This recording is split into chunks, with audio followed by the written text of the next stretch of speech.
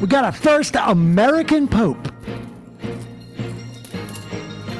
Leo Awesome. the Hey, I didn't know 14th, I guess. Fucking awesome. Let's It play is some Triglav. Robert Francis Prevost. Becomes the first American Pope. Live. Going to make it a You're lot hearing it easier here, to folks. understand him. On the Triglav Alex Right. train. Well, he spent a lot of time in Peru. He Where has I'm actual listening to dual Sam citizenship, Cedar. I believe. So Play he on does. some He is females multilingual wrist. as well. On my no storage character. And This is going to be awesome. you know, that's. All right, so what am I even I'm doing sure there's right more now? to the story. He's apparently Catholic. And I think I'm going back to the basement. Let's sell this. He stuff. apparently is in the same vein as Well, it's not Pope garbage, Francis. but I can't He's use it. not more progressive. From what I've read, he's just as. Can't use that. The issues Pope This is Francis was really progressive nice. on, he is as well. I've The issues Pope used Francis it was for conservative on, he is as well. He's not as progressive as that Filipino guy that people were hoping for on the left.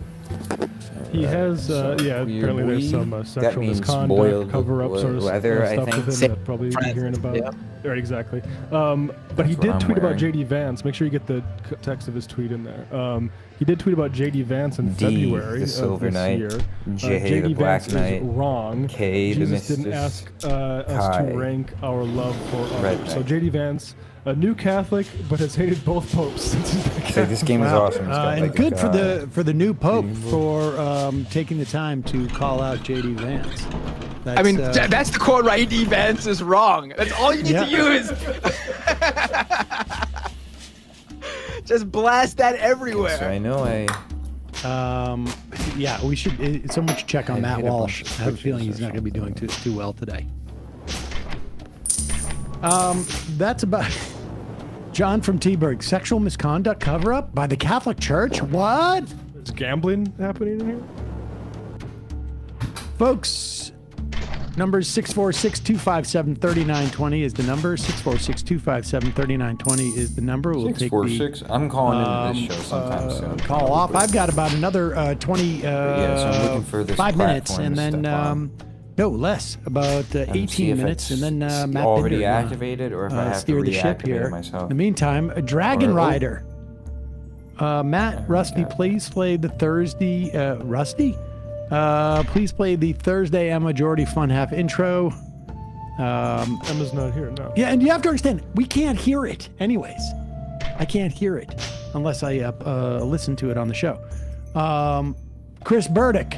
Holy smokes, new Pope is named Robert Francis Prevost, and Okay, he's so from it's Chicago. activated already. So that We now means have an American Pope now, 2 if you that count means I Ben have to go Shapiro. Find one that's not activated. Feta-brained. Matt, PRC Tipper Gore was in the 80s. Speedstar. I just knew about her through Eminem lyrics, so. Isn't that awesome? Dr. Ghost, Debbie Harry that for a should couple of definitely release the Epstein record. What is it? Aluminium? I don't get it. Also, one thing about the Epstein stuff, of course, the tapes that were reported to be taken for evidence are very interesting, and who's implicated on that, very important. But there's a whole lot of financial crime element to Epstein that gets overlooked when people do the look at it purely as like this guy is a pedophile. He was more than that, in a bad way. Calling from the 323 area code. Who's this? Where are you calling from? This is Justin from Corona. Justin from Corona. What's on your mind? Hey, I went and saw Ro Khanna do one of his little things he's doing, his rallies, about a month ago here in Southern California. And thinking he was a progressive, and then seeing he had the Pod Save guys open up for him. With Roe supporting Bernie and a Medicare for all, and then having those guys who actively fought against all that, do you think Ro Khanna is just a complete fraud? I don't think he's a complete fraud. I wouldn't cite the Pod Save guys first. I would say his association with Silicon Valley venture That capitalists. is my biggest issue. You know, Emma asked him about a year and a half. I don't know exactly when it was, but she had an opportunity to interview him. And she asked him, you took money from David Sachs. Are you, will you stop taking money from David Sachs? And he was, he was honest about it. He said no. And look, I think there are some things that he supports that are good, and I think there are some things to be suspicious about. You know, there was that story that he had specifically missed that vote when they were going to subpoena Elon Musk. It just so happened like there was enough Republicans missing that day from the committee that they could have had a majority of Democrats, and they could have issued a subpoena to Elon Musk. He claimed he didn't know the vote was being taken. There were two anonymous members of the committee it's like different from who like said that blue, he but knew. It is. And Was he the only one? Everyone else knew, but somehow he didn't know? And that's there's, my like, understanding. blue Or that's stuff in his the claim. What a clown. Like an And artifact, so, purple. you know, and look, I don't know. I don't know what the true story is. When it gives me decent Am I defense, some deep skeptical? feels I am. Yeah. But look, I understand he has some questionable investments as well. I think Matt was talking about on it. Shitty one defense. stream. I don't know about Talking to that. me? I don't know what his But investment yeah, is, weren't but- you mentioning he had in some defense or some spying or something? Some criticism at our president over his tariffs policy and just sort of my lack of an understanding of what he's trying to do with imposing these tariffs, where this is all going, and just sort of I've expressed doubts about whether he really has the best interests of American workers at heart. And I think in fairness, I should begin today's show by acknowledging that finally President Trump is beginning to speak to issues that affect Americans like me.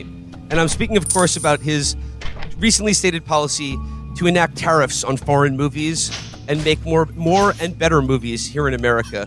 So I'd like to begin today with this post from Donald Trump, who states, "The movie industry in America is dying a very fast death. Other countries are offering all sorts of incentives to draw our filmmakers and studios away from the United States. Hollywood and many other areas within the USA." Hollywood and many other areas within the USA are being devastated. This is a concerted effort by other nations and therefore a national security threat. It is, in addition to everything else, messaging and propaganda. Therefore, I am authorizing the Department of Commerce and the United States Trade Representative to immediately begin the process of instituting a 100% tariff on any and all movies coming into our country that are produced in foreign lands. We want movies made in America again. So I think I'm finally beginning to get what he's doing with this, and I have to say I support it. I think foreign movies are a national security threat to America, and we need better and more movies in America. Look, if he provides an exemption for, if we hear English voices, it's just the reading is too difficult. That's the problem with all those foreign movies. They come in and you go to a movie to watch, not to read. If I wanted to read, I'd read a book. So that's one of the things that I'm glad that I hope he's addressing with that. But you know where the idea came from, right? John Voight And his manager had a huddle in Mar-a-Lago, and that's where it is. But it's unclear to me whether it's like the tariffs on foreign movies or movies that are made outside of the country that are American. That's unclear to me. I mean, I guess he saw Amelia Perez and he was like, "This is too good. We can't compete." Man to woman. From penis to vagina. It's the same way the Japanese make their cars. The French made Amelia Perez. They did the bowling ball test on Amelia Perez, and they couldn't release it. They couldn't release it. Very unfair. They did the no dry eyes test. That's what happened. You see that movie. I don't like. What would this mean to like make these movies? Like if they made like a movie like The Raid, like in one of those countries where they still do action scenes and it's not all guys blasting lasers at each other like a lot of our movies now. So like I guess we have the opposite problem. Everyone is making fucking shadier John Wick now. So I don't know what has happened. But if they make The Raid, is it like the Commerce Department just pays for Chris Pratt to make like The Raid but American? They're not talking about subsidies. It would just mean that like if you pay $12 to see a movie, it would cost you $24, I guess. Right? Switches. I mean, I don't understand how they would apply this. Open up the I mean, you'd have customs officials at the theater. Open the door. Do you have anything to declare before seeing this Jean-Luc Godard film? Exactly. And what if like I guess they'd start to have to like, we're gonna shoot Atlanta for Paris or something. Like if it's if it's a foreign, if it takes place in a foreign country, we'd have to just sort of like mock up the cooldown by 6 or maybe we seconds have for every like enemy one. killed, so we just designate one super fast. U.S. city to be all of like potential foreign cities. I guess we just like throw it over, or everything gets shot at Epcot Center. Well, Sam, I'm glad you brought this up because I've been on this issue ever since I was like 11, 12, 13, and I saw the film Rumble in the Bronx. Very Jackie Chan, very dishonest, very unfair. That movie was shot in Vancouver, not the Bronx. I'm tired of wily operators like Mr. Chan lying to the American people about where their movie takes place. You can see the Pacific Ocean in half the shots in that movie. Somebody on the script supervisor, I think, probably deserves to be fired in that one. But I'll tell you something. I did a show called Beat Cops with John Benjamin. We shot it. It was low budget for Studios USA. This is like in the last century. And we remade it for Fox. And they came to me and they're like, we want to shoot it in Toronto. I'm like, it's literally about two cops on the streets of New York. How could you shoot it in Toronto? And then 9/11 happened and I was like, let's go.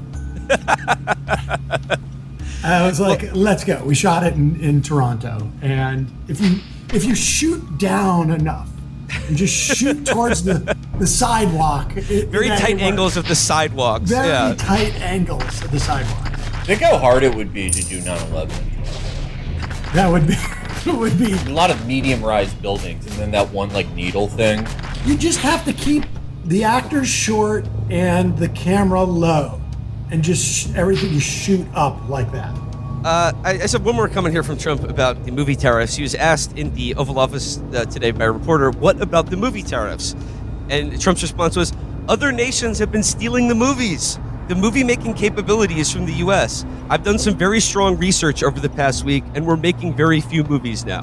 But, like, okay, if we did this, and, like, obviously it would be like all the other tariffs, where, like, the other countries do them back.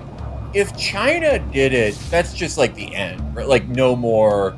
There isn't going to be, like, 1 hour-long drama on Netflix for every American family, like there is now. Because that is the model now, is that like you can make money in America and like traditional markets, but really like most of the big budget movies they make the majority of their money in China, right? Yeah.